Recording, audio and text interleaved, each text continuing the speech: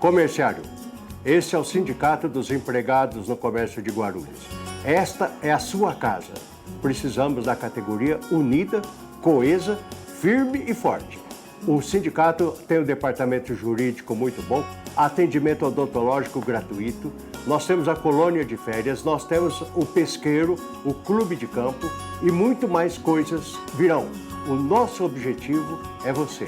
A sua qualidade de vida é a nossa meta. Obrigado.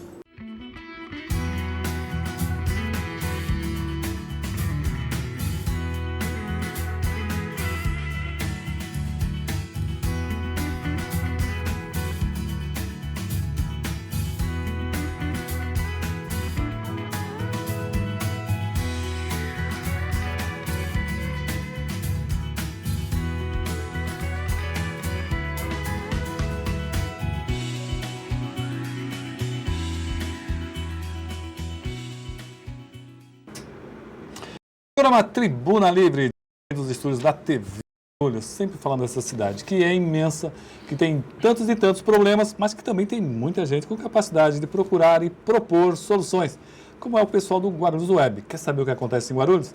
Clica lá, www.guarulhosweb.com.br. Essas e outras entrevistas você já encontra na primeira página do Guarulhos Web.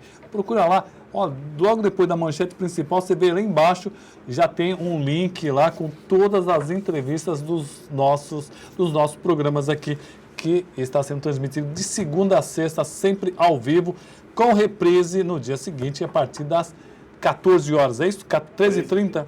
13h30. Bom, também vou mandar o recado aqui da ACE Guarulhos, que a ACE Guarulhos está apoiando a campanha 10 medidas contra a corrupção do MP Federal, por meio de divulgação e de um posto de coleta de assinaturas. Essa iniciativa não tem qualquer vinculação partidária. A ação chama a sociedade para apoiar e defender as medidas do MP. O MP incluiu um projeto de iniciativa popular que será apresentado ao Congresso Nacional destinado ao aperfeiçoamento do sistema jurídico para prevenir e reprimir a corrupção de modo adequado. No site da ACE Guarulhos você pode conhecer as 10 medidas contra a corrupção, bem como realizar o download das fichas para coletar as assinaturas. Apresente as 10 medidas contra a corrupção e colete as assinaturas de seus parentes e amigos. Esse apoio popular será imprescindível para conseguirmos não apenas propor um projeto de lei, mas também para conseguir aprová-lo.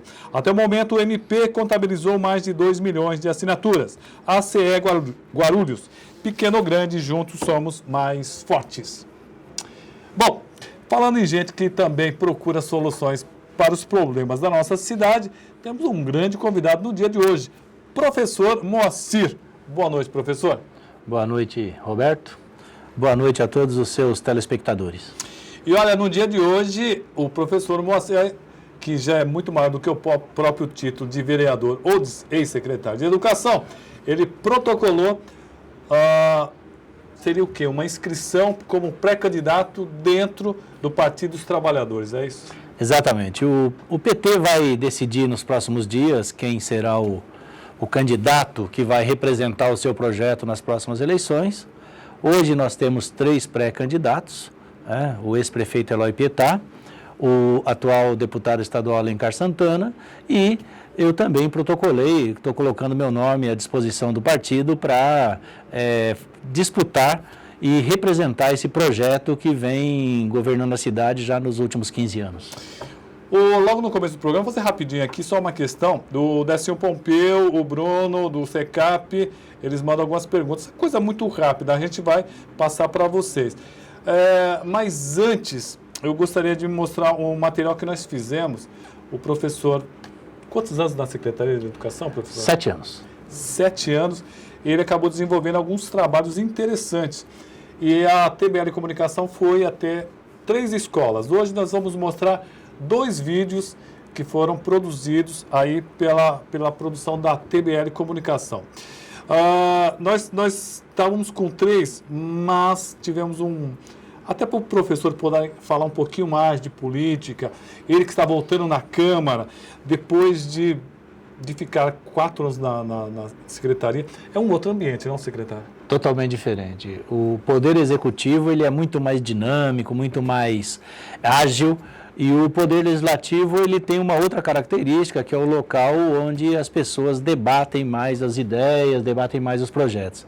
Então, são ambientes diferentes, mas a gente vai se adaptando a cada um deles e procurando fazer o melhor da gente para poder prestar um bom serviço. É impressão minha, mas o senhor não está muito à vontade na Câmara.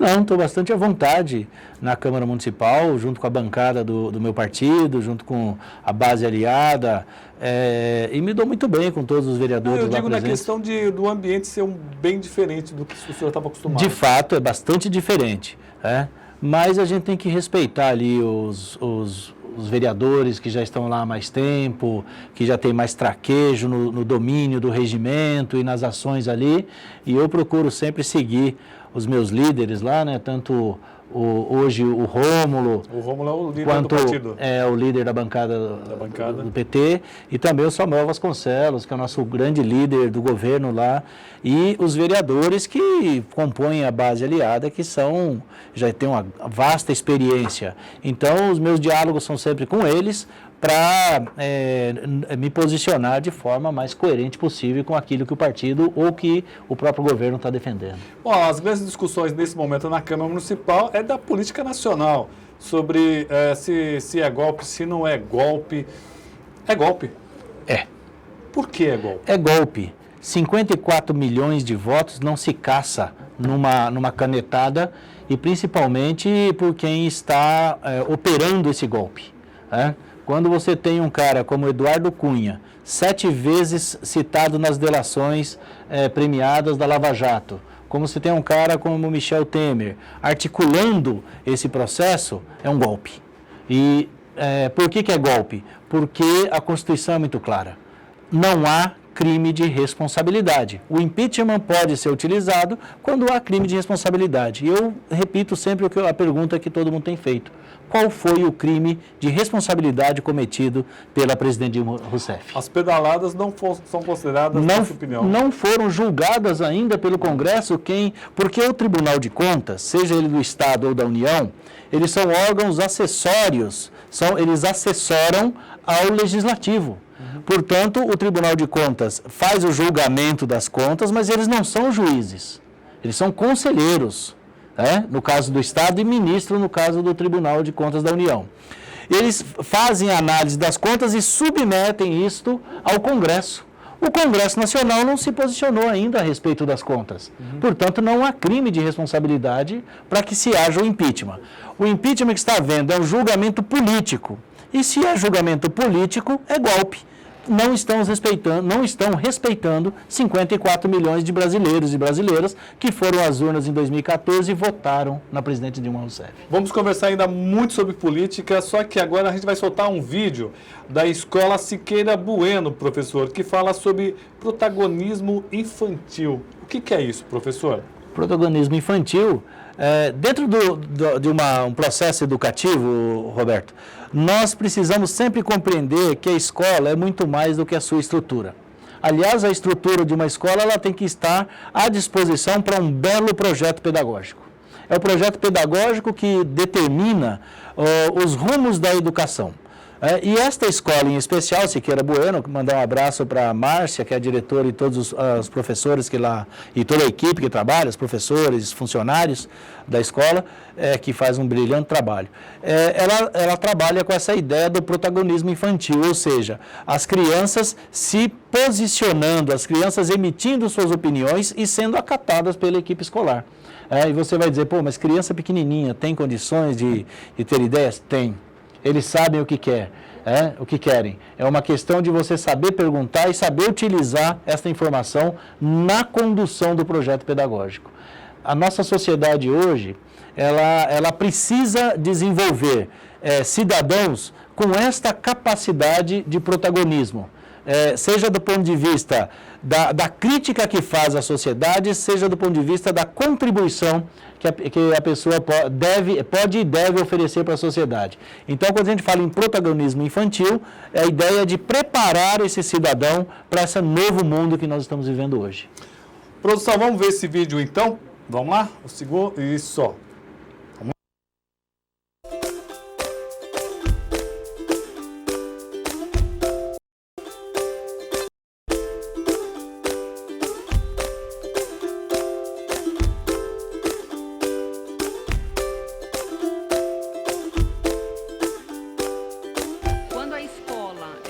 Se associa e me permite estar junto, eu estou acompanhando o desempenho dos meus filhos. E eu sei que hoje, o que eles vão ser no futuro, está dependendo dessa associação, de diálogo entre a escola e a família, né, do meu diálogo com os meus filhos, o diálogo da própria escola com os meus filhos. Então eu acho que isso é o futuro dos meus filhos.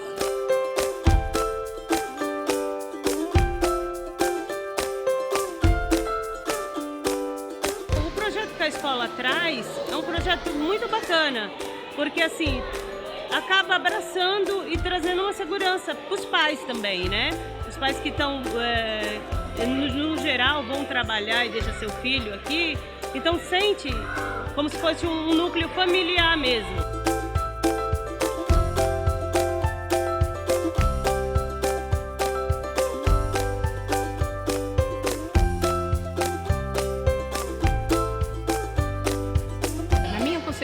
E na concepção da equipe escolar, para nós é fundamental, né? Eu não consigo entender educação de qualidade sem pensar no bom relacionamento com os pais. E nós temos um princípio que faz parte do projeto político-pedagógico, que é o acolhimento. Então é pensar no acolhimento das crianças, é pensar no acolhimento dos pais e conhecer a trajetória das crianças.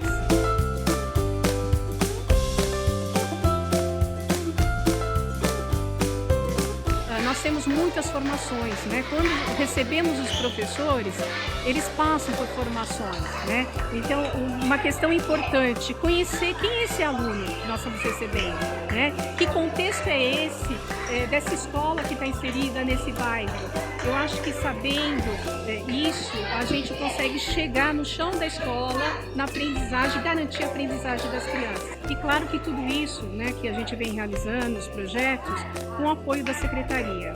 Eu posso dizer que nesses 14 anos que aqui estou, à frente da direção, da gestão dessa escola, sempre tive muito apoio, então o trabalho sempre fluiu muito bem.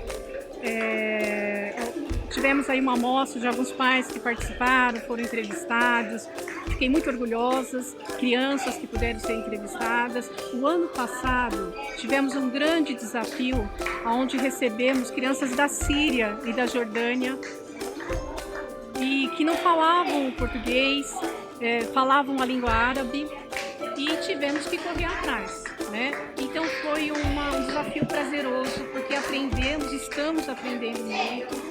As crianças já estão praticamente alfabetizadas, são os doces, as famílias maravilhosas.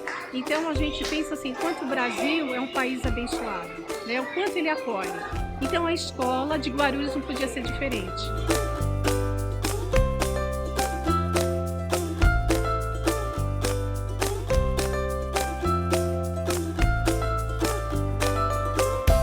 Bom, e esse foi o material produzido pela TBL Comunicação. Bom, não vamos falar só de educação hoje. O argentino está nos acompanhando já. Ele já fala assim: Moacir, o nome Eloy Pietá se sobrepõe ao partido. O senhor acha que o PT poderá eleger o prefeito para a nossa cidade sem Eloy? Eu acho que nós vamos ter que conversar muito daqui até o dia do encontro, que está previsto para os dias 6 e 7 de maio. É claro, o partido só terá um candidato, né? Hoje nós temos 3 pré-candidatos e o partido vai escolher um dos 3. Já existe, sim, muitos diálogos entre nós, tanto com Eloy quanto com Alencar, né? Para que a gente vá construindo um ambiente onde a vitória, o vitorioso ele não esteja sozinho pós-encontro, onde todos se unam para que o partido saia unido, o mais unido possível para enfrentar esse próximo período. Agora, Eloy Pietá, uma grande figura histórica do Partido dos Trabalhadores, foi um grande prefeito, né? Acho que Alencar Santana tem o fato de ter sido eleito e reeleito deputado estadual, e eu tenho a minha experiência de participação tanto no governo de Eloy Pietá quanto no governo Almeida para apresentar, além da minha militância política, que é de uma militância já de praticamente 28 anos. Então, acho que os 3 pré-candidatos estão à altura de disputar as eleições. A questão ouvindo os delegados, qual será aquele que está melhor preparado para enfrentar os desafios que a gente tem pela frente. O Marcelo Colonato mandou um abraço para o professor Moacir e ele pede para você informar aqui em primeira mão sobre a coordenadora pedagógica Marinalva da escola de primeiro grau Gabriela Mistral. O que foi que aconteceu, professor? Essa escola, a Gabriela Mistral, uma escola que fica no Recreio São Jorge, e ela implantou um projeto com jovens e adultos. Você sabe que trabalhar com jovens e adultos é muito difícil. E se a escola não conseguir se adaptar a esse tipo de público, a tendência é que a pessoa vem para a escola e na sequência ela desiste, vai embora, retorna para a sua casa, né? O jovem, o adulto que não concluiu seus estudos na idade correta, ele tem muito mais dificuldade, porque em geral ele trabalha o dia inteiro, vem cansado. Então, se a escola não corresponder às suas necessidades, ele desiste, acaba desistindo. E na educação de jovens e adultos, a EJA, como a gente chama, existe uma evasão muito grande. Às vezes 50%, 60% dos alunos se evadem no decorrer do período letivo. Então, de cada 100 que se matriculam, 60 acabam saindo. E nessa escola, coordenada pela ex-diretora da escola, a professora Cláudia, e pela coordenadora pedagógica Marinalva, eles criaram um projeto chamado Autonomia do Saber. Projeto Autonomia do Saber, onde eles remodularam completamente o ensino para jovens e adultos. Então, o jovem e o adulto nessa escola, ele tem protagonismo, para usar uma palavra que nós usamos no bloco anterior, sobre aquilo que eles querem aprender. Então, eles têm trabalhos autorais, coordenado pelos professores, eles escolhem as áreas de estudo que eles querem se aperfeiçoar, e isso derrubou a evasão em torno de 80%. Ou seja, de cada 100, hoje 25 a 30% é que ainda evadem, o que é um número bastante alto, mas era 60%. E hoje caiu muito essa evasão. E nós inscrevemos essa escola para disputar no Ministério da Educação a medalha Paulo Freire. Paulo Freire, acho que é sempre bom lembrar, um dos maiores educadores brasileiros, reconhecido mundialmente, aliás, mais reconhecido no campo internacional do que propriamente dentro do nosso país. E a medalha Paulo Freire premia projetos inovadores na área da educação de jovens e adultos. 5 instituições do Brasil foram congratuladas com a medalha Paulo Freire. E uma delas é a nossa escola, a Gabriela Mistral, que fica aqui no Recreio São Jorge por esse projeto. Então, eu aproveito aqui para cumprimentar toda a equipe da escola Gabriela Mistral, a Mari, todos os alunos. De tempos em tempos eu passo lá para conversar com o pessoal, há uns 2 meses atrás eu estive lá, e é um projeto realmente que inova nesse processo de jovens e adultos. Então, parabéns, eu tinha certeza que vocês vocês conquistariam esse prêmio. Agora, Marinalva, é só ir lá buscar a medalha, porque você merece. O professor Tadeu Fernando Blanco, boa noite, Roberto. Mande um abraço ao professor Moacir. Está declarando um apoio total para você aqui. Obrigado. Ele falou, tem uma palavrinha aqui que eu não sei se pode falar ela por enquanto. Mas está aí, mandado seu abraço. O Marcelo Colonato pergunta sobre saúde. O que o senhor tem de projeto para a área da saúde, se o senhor chegar a ser escolhido pelo partido, se a cidade chegar a escolher o senhor como opção? O senhor já pensa nisso? Já. A questão da saúde, Roberto, eu acho que é um dos problemas mais difíceis que os prefeitos, em geral, enfrentam. O problema da saúde não é um problema de Guarulhos específico, é um problema nacional, que embora os médicos digam que não há necessidade de formar novos médicos, mas é necessário sim que o governo federal, junto com o governo do estado, invista mais na formação de novos médicos. Uma das grandes dificuldades que temos hoje é a falta de médicos, além, é claro, de outras questões que a gestão talvez possa nos ajudar a resolver. Entre elas, por exemplo, a questão dos medicamentos. Você sabe que a Secretaria de Saúde de Guarulhos, ela é obrigada a financiar um número enorme, um valor enorme todos os meses de medicamentos que às vezes tem na nossa farmácia com nome genérico, mas o médico, principalmente o médico particular, ele dá aquele remédio que está em alta no laboratório. Então são temas que a gente precisa abrir a discussão com os médicos, não só aqueles que são públicos, mas os particulares, de convênios também. Porque muitas vezes a pessoa vai no médico do convênio, faz a sua consulta, seu exame, pega a receita e traz para a prefeitura para pegar o remédio na farmácia da prefeitura. Então isso precisa ser trabalhado.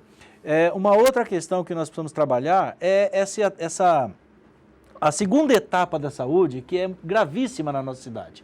A primeira etapa é o atendimento na unidade de saúde, que é para aquele primeiro atendimento.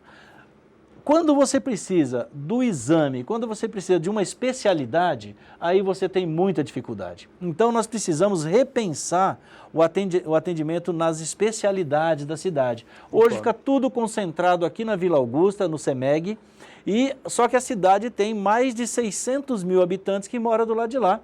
Então, nós temos que expandir os serviços do CEMEG, para que esse serviço de especialidade também chegue do outro lado. E, claro, tem uma terceira questão que eu considero fundamental, que a gente atua em cima, e eu acredito que um pouco de gestão, um pouco de acompanhamento, trabalho em cima disso, a gente resolva, que é o tempo que leva para se marcar um exame. Muitas vezes você vai lá no médico, você tem o primeiro atendimento, o médico pede um exame. Esse exame demora, dependendo da doença, do tipo de exame, até 6 meses, 8, até 1 ano. Verdade. Então veja que nós precisamos repensar algumas coisas. Agora, não existe solução mágica. A questão da saúde é um problema nacional e é como nacional que ele tem que ser tratado.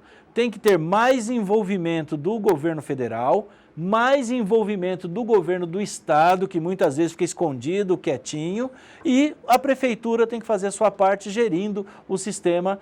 Nós temos o Sistema Único de Saúde, o qual eu defendo com unhas e dentes que permaneça, mas nós temos que atuar em cima desses problemas que eu estou citando para você. Eu vou pedir para o professor acelerar mais aqui, senão a gente, 1 hora vai ser pouco aqui, ó. Dizem que você não pode dar a palavra nem para político, padre, nem pastor. Olha só. Porque os 3 falam demais. Mas professor não fica atrás. E professor está ali. Ó, uma pergunta da Jéssica muito interessante.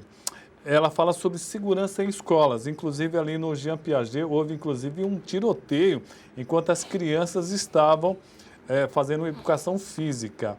Como é que o senhor pensa a questão da segurança na cidade como um todo e nas escolas especificamente, como é possível fazer alguma parceria com o GCM ou com Polícia Militar nessa questão? Então, eu penso da seguinte forma. Primeiro, segurança é atribuição do governo do estado. A prefeitura não pode, e eu acho que nós estamos errando, porque a prefeitura tem assumido o papel de fazer a segurança sem receber 1 centavo do governo do estado ou do governo federal. Portanto, eu acho que a Guarda Municipal tem que fazer a segurança patrimonial, a segurança das escolas, das unidades de saúde, dos espaços públicos e atribuir ao governo do estado o que é de responsabilidade do governador. Veja como a própria Jéssica apresenta o problema. Um tiroteio, o tiroteio foi de fora. Sim. Só que próximo à escola e até mesmo correndo por dentro da escola. Existe. Bom, a violência, ela está fora da escola e ela é levada para dentro da escola. Então, a questão da segurança ela é muito mais ampla e não dá para você proteger somente a escola. Você tem que resolver o problema externo, senão você não resolve o interno. Tá certo. Olha, uma boa pergunta do Queiroz aqui. Boa noite, Moacir. Como convencer a população de Guarulhos que o PT continua sendo a melhor opção? Eu acho que nós vamos mostrar como era a cidade antes do PT governar, antes do ano 2000, como era o bairro dos Pimentas, Bom Sucesso, São João, Taboão, como era a Vila Galvão, como eram os principais centros, e mostrar tudo que mudou nesse período em que o PT governou a cidade de Guarulhos. E, na sequência, apresentar os novos projetos, porque 15 anos se passaram e a gente precisa apresentar o futuro. Não basta apresentar o passado, como eu estou dizendo aqui para vocês, mas apresentando as possibilidades que nós ainda temos de inovações para melhorar ainda mais a qualidade de vida da nossa cidade. Olha, eu estou tentando fazer as perguntas, mas elas estão pulando aqui muito rápido aqui, professor. Vamos tentar fazer um pouquinho mais rápido aqui. O Fabrício Rodrigues, ele é da Juventude do PT. Quero parabenizar... Pulou de novo. Gente, desculpa, a coisa está bem rápida aqui. Vou te segurar aqui. Professor Maci, quais os desafios da educação básica para o próximo período, já que a política estadual de educação é fechar escolas? Pois é, esse é um dos grandes desafios. Nós temos que enfrentar, primeiro, a questão da infraestrutura das escolas. As escolas têm que ter uma infraestrutura adequada. Nós temos feito um esforço enorme nas escolas da prefeitura, nas escolas municipais, mesmo com a crise que a prefeitura a crise financeira que a prefeitura está sofrendo agora com isso, aliás, não é só Guarulhos, todas as prefeituras, mas essa é a primeira questão. E, na sequência, nós temos que oferecer uma escola com melhor qualidade, principalmente no que tange a nossa juventude. A nossa juventude, quando conclui o ensino fundamental, a perspectiva dela, a expectativa dela é frustrada, porque o ensino médio ainda não disse o que veio. E eu acho que se o governo do estado não oferecer uma alternativa correta para essa juventude, nós não conseguiremos mudar esse estado de coisa. Então, acho que o ensino médio ele tem que ser separado entre o ensino regular, médio regular, e o ensino profissionalizante. O nosso jovem precisa ter uma expectativa e uma perspectiva para a vida. E é o momento adequado para o ensino médio apresentar a questão da profissionalização, da formação para o mundo do trabalho. Vamos fazer o seguinte, vamos para um rápido intervalo e já retornamos.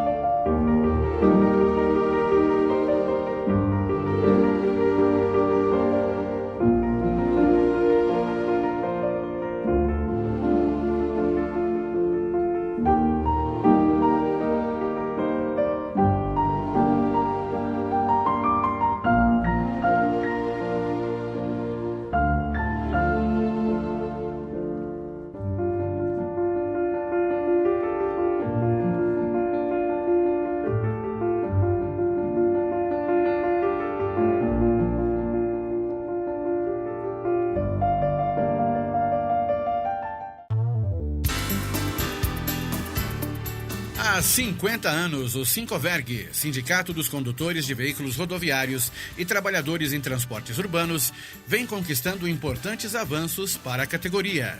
Direito à PLR, cesta básica gratuita, convênio médico ao trabalhador e sua família. Sincoverg, há mais de meio século conduzindo nossas lutas. Rua Jaiminho, telefone 2441-3442.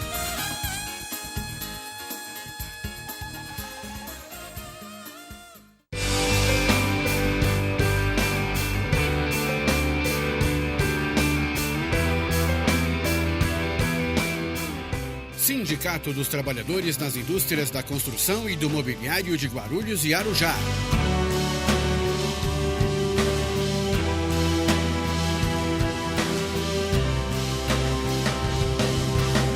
Uma ferramenta em favor dos direitos da categoria. O sindicato disponibiliza espaço de lazer para você e toda a sua família.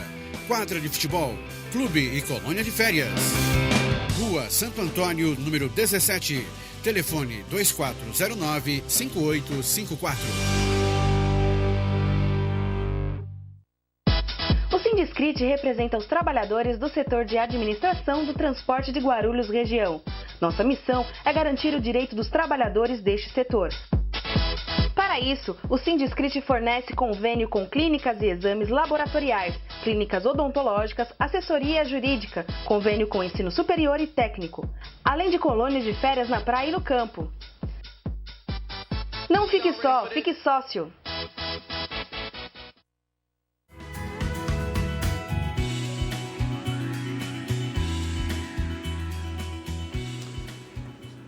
Tribuna Livre de volta aqui aos estúdios. Uma hora está ficando aqui para o Moacir, ele que é vereador, já foi secretário de Educação, está na Câmara de volta. E eu vou fazer logo no começo essa pergunta, antes que eu esqueça. Quem será o vice na chapa encabeçada por Moacir? Olha, eu não tenho por princípio que o vice deve ser do PT. Você acha que não Acho deve? que o vice pode ser do PT, mas pode ser também de um partido aliado. Qualquer vice, qualquer nome para ser vice, eu acho que ele tem que guardar 3 características importantes. Primeira característica, eu acho que o vice tem que ser da confiança do prefeito ou do grupo político no qual ele está inserido. Nós não podemos ter um segundo Michel Temer, que é um traidor da nação. Eu acho que uma segunda característica que é importante para um vice, ele tem que agregar, ele tem que trazer coisas novas ou segmentos novos. Se for para buscar onde o PT já tem, não há necessidade. Então nós temos que, se tiver um nome que ele conquiste novos segmentos da sociedade, eu acho que é fundamental que esse vice seja de um partido aliado. E a terceira característica que eu penso que ele tem que ter, ele tem que conseguir agregar os partidos aliados. Porque senão um partido aliado indica o vice e os demais ficam chateados. Então não adianta. Eu acho que com essas 3 características, um vice que seja da confiança, que ele traga novos segmentos para o processo político e que ele agregue o conjunto dos partidos aliados que estarão na chapa disputando a prefeitura, ele pode ser sim um vice da base aliada. Caso isso a gente não consigamos chegar nesse nome, não há por nenhum motivo também para que não seja do próprio partido. Inclusive, por exemplo? O Eloy seria uma honra, mas eu creio que o Eloy tem papel bastante importante em outros fóruns, mas para mim seria uma grande honra. O Alencar também? Também diria a mesma coisa. O Alencar é deputado estadual e acho que ele tem um papel importante a exercer na Assembleia Legislativa. Mas, claro que se for o nome dele indicado, seria um motivo de orgulho e de honra para mim. A Milene, ela pergunta por que ainda tem tanta criança fora da creche, professor? Olha, Milene, na verdade, não é só em Guarulhos que tem tanta criança fora de creche. A creche é um dos problemas nacionais que nós estamos enfrentando. Só para você ter uma ideia, eu vou rapidamente resumir para você a nossa estratégia aqui na cidade de Guarulhos. Eu me lembro, em 2001, quando nós assumimos a prefeitura com o prefeito Eloy Pietá, nós não tínhamos vaga na cidade para as crianças de 7 anos. Não sei exatamente a sua idade, mas as pessoas que têm um pouco mais de idade vão lembrar disso. As crianças que têm 7 anos, elas entravam na escola se completassem até dia 30 de junho. Se elas completassem 7 anos no segundo semestre, elas tinham que esperar o ano seguinte. Bom, como é a nossa situação hoje? Hoje nós já temos vagas para todas as crianças de 7 anos, todas as de 6, todas as de 5, todas as de 4. As de 4 falta muito pouquinho, é pontual na cidade, algumas crianças que ainda não conseguimos, mas praticamente todas. Qual é o nosso desafio agora? Garantir a vaga para todos os de 3, todos os de 2 e todos os de 1 nesta sequência. A creche, ela não pertencia à educação até o ano de 1996. Portanto, há 20 anos atrás, não existia a creche. Só começamos a implantar uma rede de creche na cidade a partir do ano 2001. Então, ainda temos um longo percurso a fazer, a percorrer, mas nós vamos chegar lá. Guarulhos vai chegar um dia e que nós não teremos mais crianças na fila de espera. Nós estávamos conversando sobre o 10º do programa. Eu confesso que eu não sei se eu fiz essa pergunta, eu acho que não. Mandou um abraço para o professor Moacir e, sendo eleito, qual seria a sua primeira mudança que faria? Olha, Roberto, eu acho que uma das primeiras ações do próximo prefeito vai ter que ser editar uma reorganização administrativa da prefeitura. Nós vamos ter que fazer uma rediscussão da forma, da máquina da prefeitura, para que ela se prepare para atender as grandes necessidades, as novas necessidades que a cidade apresenta. Então, eu acredito que nós teremos que fazer uma boa discussão com a Câmara Municipal e com os agentes políticos da cidade para que uma reforma administrativa seja feita, adequando as suas estruturas e preparando a prefeitura para atender essas necessidades. O Bruno, do Parque Secap, pergunta qual a previsão de conclusão de obra da creche da Vila Barros, haja visto que o prazo de entrega já está atrasado em 1 ano. Nós gostaríamos de já estar entregando essa escola, no entanto, a crise econômica que assola aí o país também atingiu a prefeitura depende de recursos para fazer, e nós estamos torcendo para que a gente saia dessa situação o mais rápido possível e possamos entregar essa escola. E o Decinho, ele passa aqui um testemunho, ele faz um agradecimento, ele diz que há 50 dias precisou de uma secretaria para um filho de um funcionário que é especial, acho que é uma vaga, né? Para o transporte escolar. Ele foi atendido de imediato e está muito satisfeito com esse serviço, o pai da criança, prestado pela Secretaria de Educação.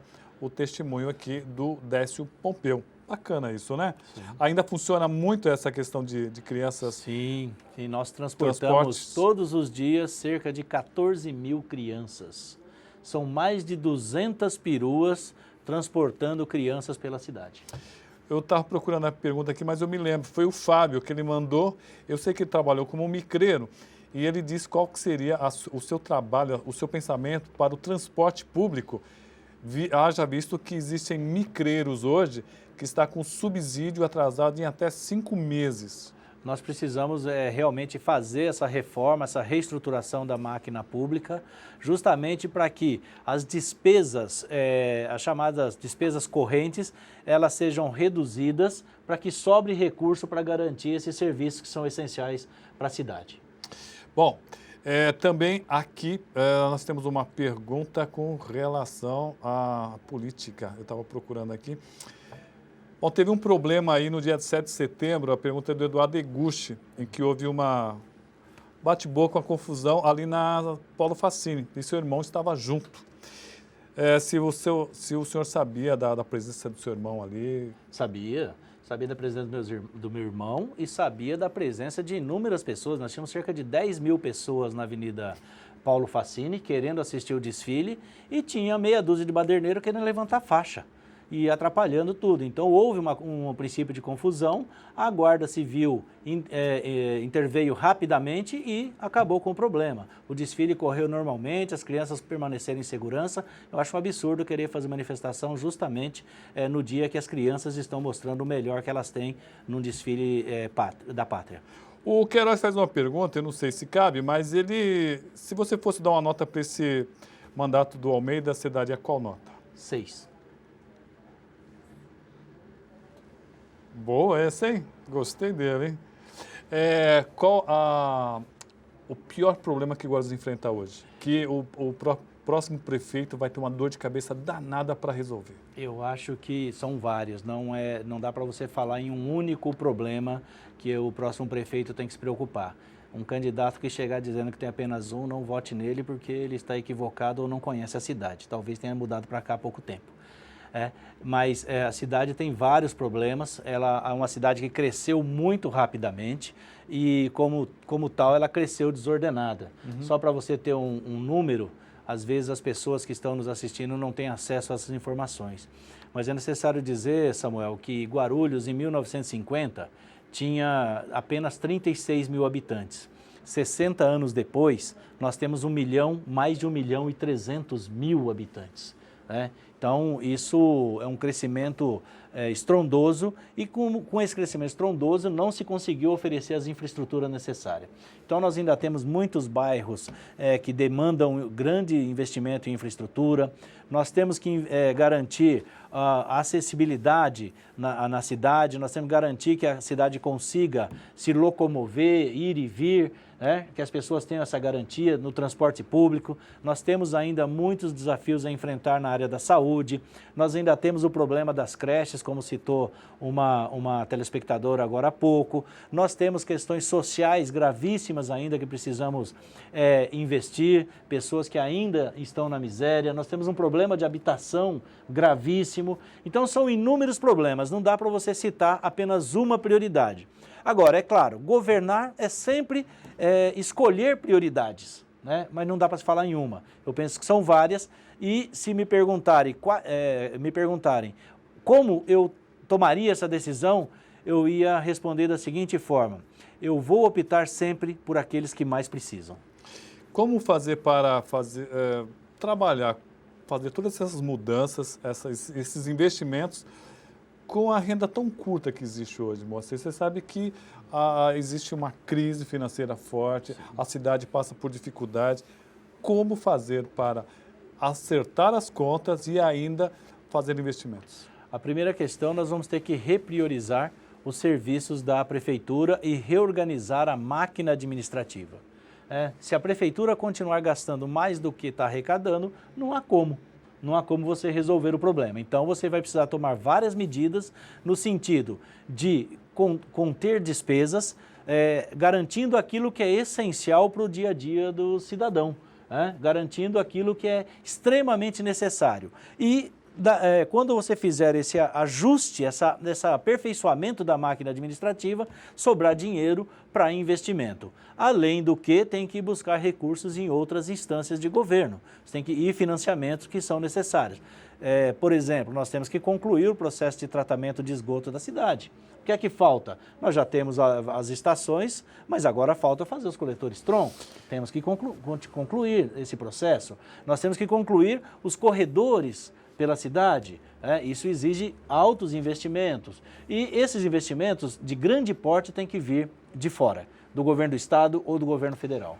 Olha, eu não ia fazer essa pergunta não, mas já que tocou no assunto, eu achei uma coisa importante. O atual prefeito, durante todo o mandato dele, ele deixou transparecer, ou ele deixou a entender que havia um tratamento de 50% do esgoto, ou até 50% do esgoto. E depois de muito tempo ele teve que admitir que não estava isso.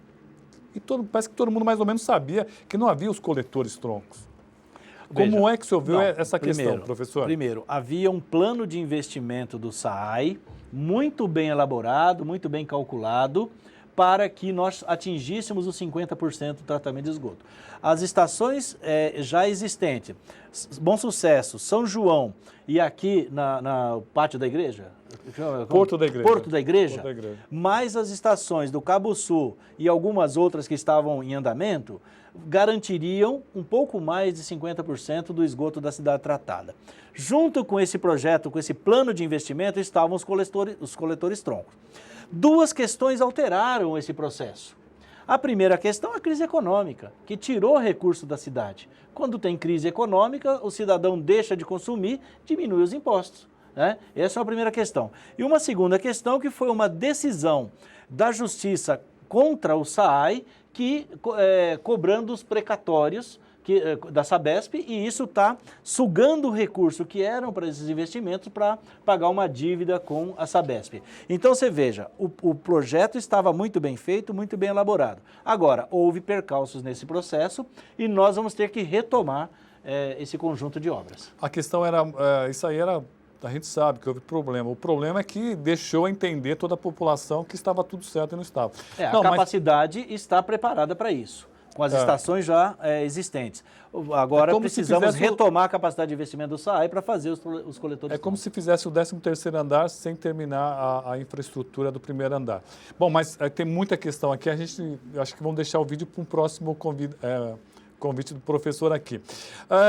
Felipe Domingues, senão ele vai brigar comigo. Qual a proposta para o esporte da cidade? Qual a proposta que o senhor tem para o esporte na cidade? Ginásio, praça, já que o Celso tem ajudado muito, mas não tem sido suficiente na questão do esporte. Se você tem que separar o esporte em duas etapas, né? É possível fazer uma junção educação e esporte? Eu acho que sim. Trabalhar o Celso aí? Sim. É muito possível, sim, fazer essa junção Eu acho que o CEL tem sido um grande avanço, embora não tenhamos completado ainda a rede de CELs necessárias. Dentro do nosso planejamento, nós precisaríamos de 20 CELs para completar a rede de CELs na cidade, atendendo a todas as regiões. Nós estamos com 10 já em funcionamento e temos 4 em obras que a gente espera aí concluir o mais rápido possível. Atingiríamos 14 e dentro do planejamento ainda faltariam 6 CELs.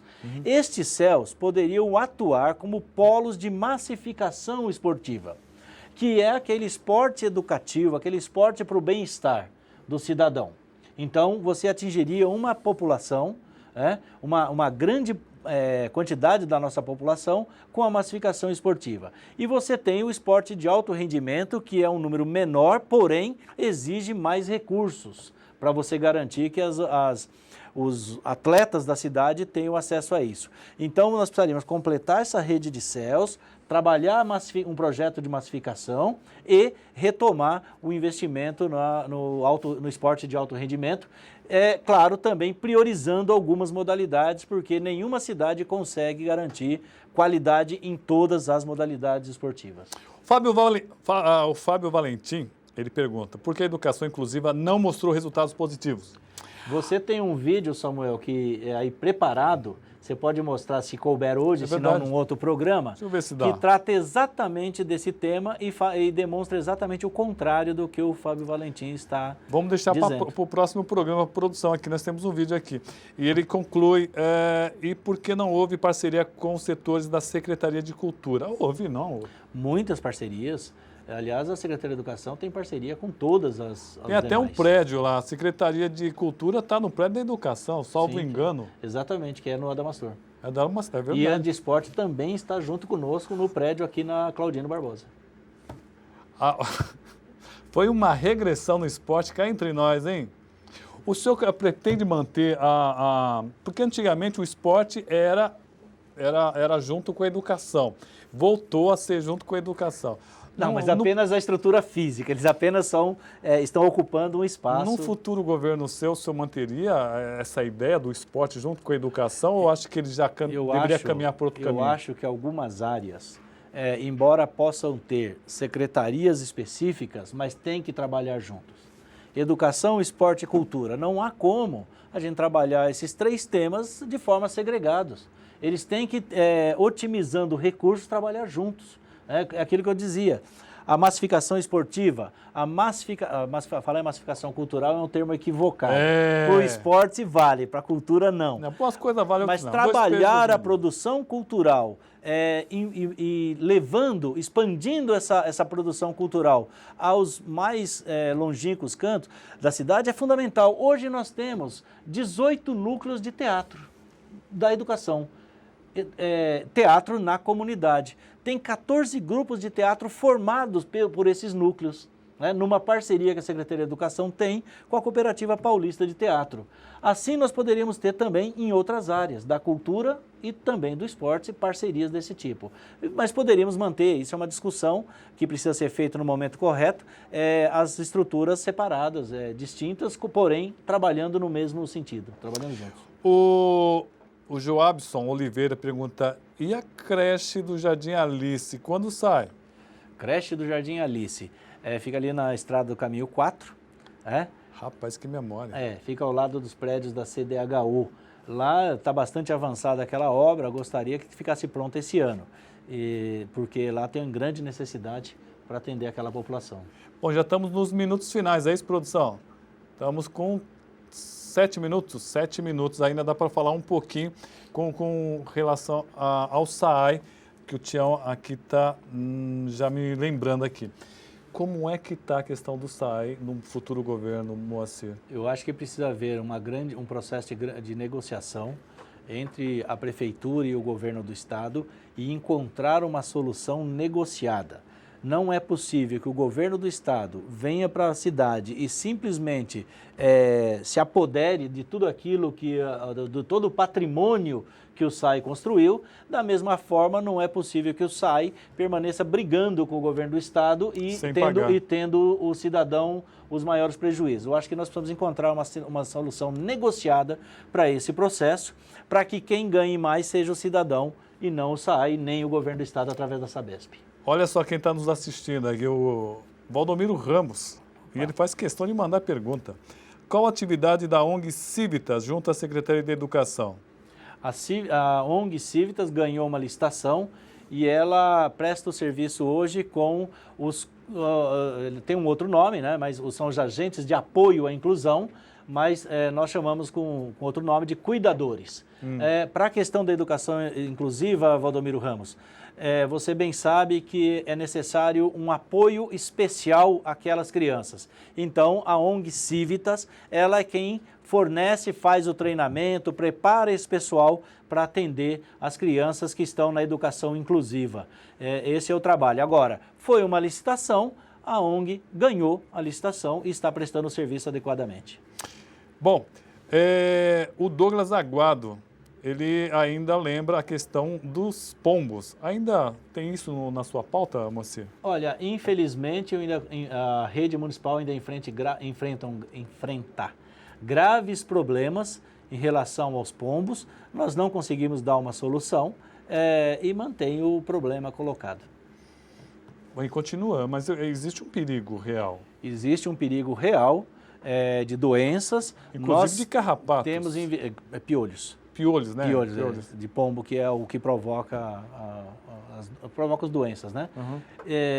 Nós temos feito grandes esforços aí nas reformas de escola, tudo mais, para ver se a gente consegue eliminar essa praga urbana, mas infelizmente é muito difícil combater. No governo Moacir, a sua prioridade será terminar os CELs que estão prontos, que estão a caminho, ou continua ele e coloca novos projetos? Não, eu acho que a prioridade, uma das grandes prioridades nossas tem que ser concluir todas as obras que estiverem em processo em andamento. Primeiro termina? Sim, claro, porque você não pode iniciar um novo projeto se você ainda tem questões para serem concluídas. Trevo de Bom Sucesso, por exemplo, todo mundo que está passando lá tem visto a obra, é essencial que aquela obra seja concluída. As obras dos céus, das escolas e assim a questão do piscinão da Vila Galvão, do piscinão lá na Cidade Soberana, né? São diversas obras que precisam ser concluídas, que eu acho que não conclui ainda neste mandato. Então, uma das prioridades é a conclusão das obras de andamento. Seria um prefeito mais centralizador ou... Não, eu não sou centralizador. Eu gosto de dar responsabilidade para que as pessoas toquem o dia a dia. Agora, quero ter controle de tudo aquilo que está acontecendo. Foi assim durante minha gestão na Secretaria de Educação e nas outras secretarias também. Para ser candidato, uma grande base de apoio, vários partidos, como foi o governo Almeida? Não. Neste ano, eu creio que vai ser diferente, até porque nós temos um outro momento da política na cidade, e a base de apoio ela vai ser um pouco menor, né? Até porque os outros partidos também estão fazendo a formatação das suas bases de apoio. Né? Mas nós vamos discutir isso no momento adequado, então logo o partido escolha o candidato para representar nas eleições. Quem seria um bom candidato para você enfrentar aí no segundo turno? Olha, quem está disputando um campeonato como esse não pode escolher adversário, tem que estar preparado para enfrentá-los e apresentar a melhor proposta para a cidade. Olha, 1 hora foi rapidinho, antigamente era meia hora, a gente achava pouco, agora é 1 hora. O Douglas Aguado também perguntou sobre a Escola São Rafael, a Sueli, ela fala o seguinte: acho que enquanto o Cunha estiver no poder não vai virar nada, ele vai embarrigar tudo que tem pela frente. Vamos convidar o professor para vir aqui outro dia. Agradecer toda a produção. Tem que ver a agenda dele, né? Vamos ver se ele vem daqui um mês para a gente falar um pouquinho aqui sobre várias questões. Agradecer o Alain e a Lourdinha que está acompanhando ele e também o Rafael. Professor, obrigado. 1 minuto para o senhor fazer suas considerações. Sou eu que agradeço. Eu acho que esse debate com a cidade, esse diálogo com a sociedade guarulhense é fundamental. O que a gente espera sempre é que a cidade avance e não retroaja. Acho que nós não podemos retroceder, nós não podemos voltar atrás naquilo que já conquistamos. Nós temos que continuar dando passos à frente e esperando que a cidade possa melhorar a cada dia. Eu quero deixar aqui um abraço a todos os seus telespectadores e agradecer o espaço que você me dá para que a gente possa conversar mais a respeito dos temas da cidade. O Beto Olímpio está dizendo boa sorte na candidatura interna do partido. Agradeço. Gente, esse e outros programas você encontra nas nossas redes sociais. Procure lá a nossa página, Tribuna Livre Roberto Samuel. Curte a nossa página. Um abraço e até lá.